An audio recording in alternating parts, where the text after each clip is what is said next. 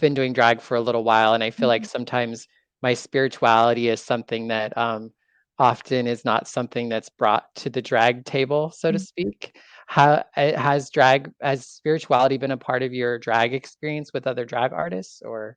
I would say it definitely has, since I do put a lot of my spirituality and my energy like into that, process of becoming, and just like the idea of like becoming someone else on stage, but it's really me.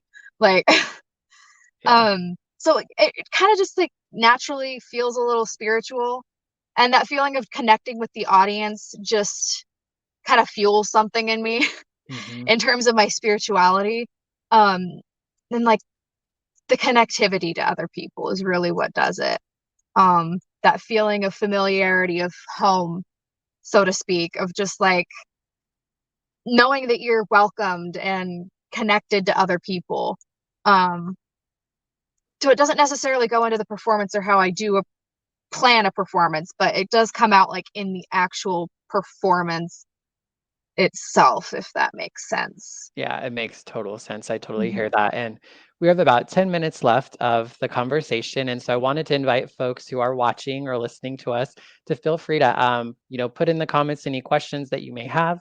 Yeah, like I said, we have about 10 minutes left. And I wanted to ask you what kind of drew you to wanting to participate in this conversation today?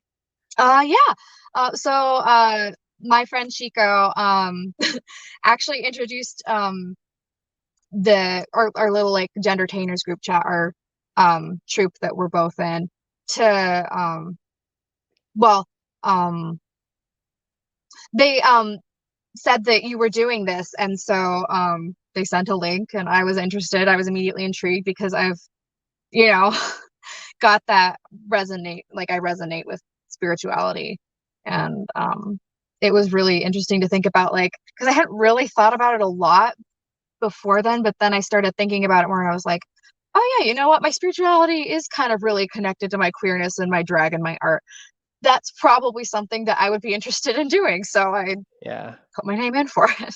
Yeah, awesome. That's great. And that's really a lot of why I like having these conversations is one, I Mhm. think, some of us, I think we do have there's something, it did give us life, right? And I think a lot Mhm. of us maybe had complicated experiences with religion or Mhm. spirituality in some way. And I feel like I know for me, there's been many times in my life when I didn't feel like certain things could exist together.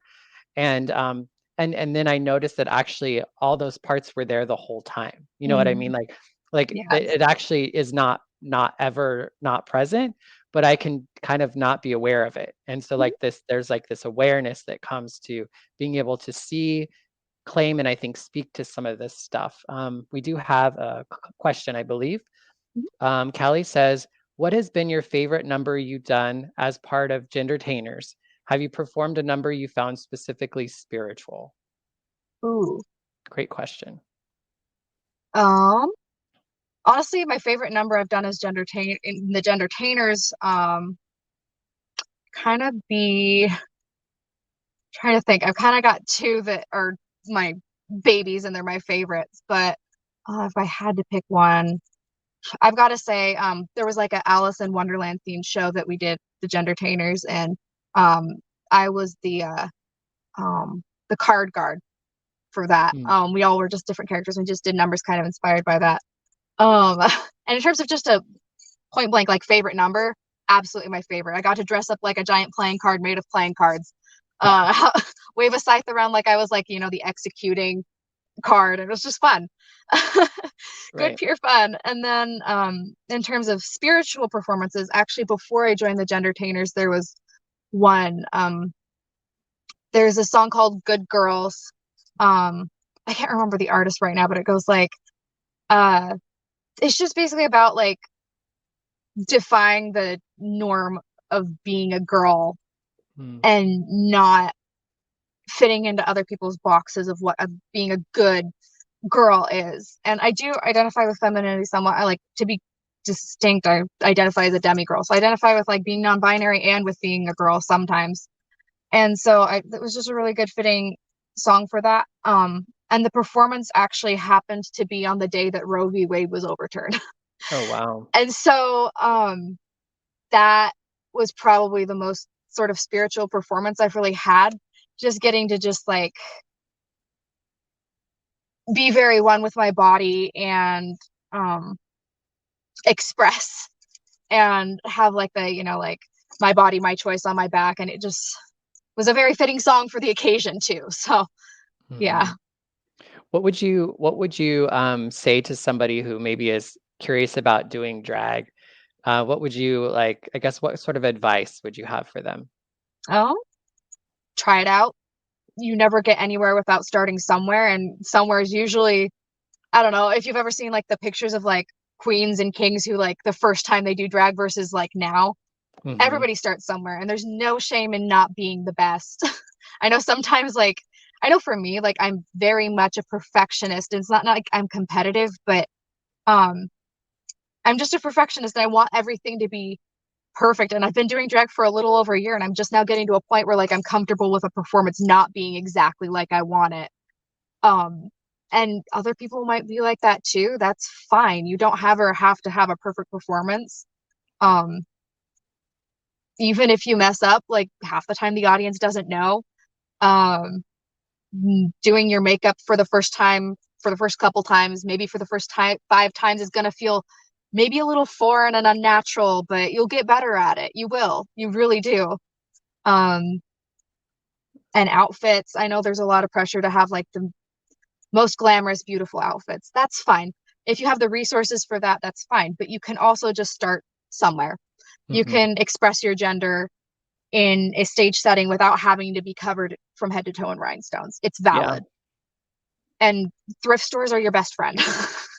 Yeah, yeah, yeah. No, I think that's some of the best advice. It's like, just do it. I know for years I wanted to do drag and I just never did it because, like, I don't know if I just thought I had to be like perfect, like when I got started. So one other question I wanted to ask you too is what do you see in the future for drag in Idaho? I see, honestly, we've been like our troop, the gender trainers, we've been very, very lucky and very fortunate to have a lot of really accepting community members. There's actually, I don't know, it feels surprising to me how many non-binary and genderqueer and performers that we have. Our troupe definitely does not comprise all of them. We've had a lot of them featured as guest performers in some of our shows, but I definitely see Idaho drag becoming much more accepting of non-binary individuals, which is extremely fortunate. Not everywhere has that. It's really nice to have people become more welcoming of us and recognize us as drag things and Hmm. not have to feel pressured. Like, obviously, there are individuals who do put on that pressure sometimes, but it seems more far and few between. And maybe I've just been lucky, but I see a lot more of that regardless. Yeah. No, and Boise, Idaho is probably one of the last places that people, or Idaho in general, is like one Hmm. of the last places people think drag community would be, and Hmm. even probably very say non-binary drag for sure. Yeah. And that's one thing I think the community in Idaho, the drag community it's vast, it's deep, and Hmm. it is really some of the best drag I've seen in the country. So it's I would super agree. exciting. Yeah, yeah. When I left Idaho a decade or so ago, I had I had my own fears of just drag in general, I think because of my internalized transphobia or whatever. Hmm. But I've definitely seen such a huge change in just kind of the mentality and the people and the I don't know, but I think a lot of it is just I've changed a lot and I've opened up a lot more to I think seeing the world as a little bit I don't know, just more than what I could see before. Yeah, it gives you a little perspective. For sure. So I want to give you a chance to share or speak to anything else that you would like to share that maybe we haven't got to yet, or maybe even something you just want to say again. Um, Trans liberation is important. Mm, Um, there's a lot of transphobia going around in Idaho right now, a lot of misunderstanding. We see it around the country, but community is everything. Chosen family is just as important, more important than blood family. Some people are lucky to have supportive blood family, some people are not. You can still build a home and a family without that. mhm, And there are safe people out there. Sometimes it feels like there's not, but through what's happening right now, that community is more important than ever. That chosen family is more important than ever, because they're not going to stop. We can't stop either. We've got to push back. Otherwise, they're just going to keep